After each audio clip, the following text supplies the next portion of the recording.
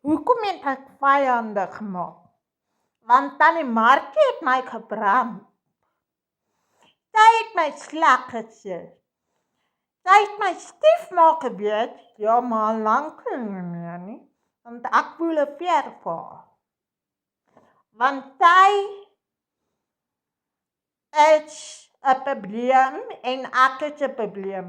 Sy kom nie oor die weg met my nie en ek kom nie oor die weg met haar nie. Want hoekom?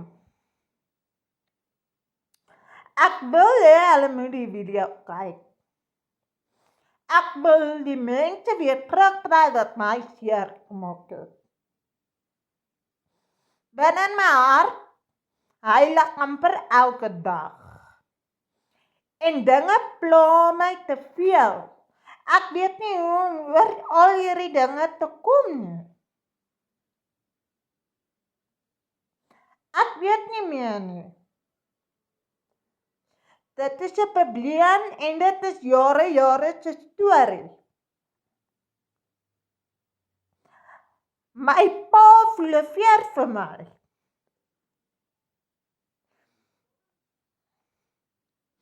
Maar ek bly lief vir my pa. My pa is my pa. Ek mis hom baie. Toe ek klein was, kan ek onthou, toe ons by die see was, toe hy my op sy nek geabbel het. En ek kan nie oor al hierdie dinge kom nie.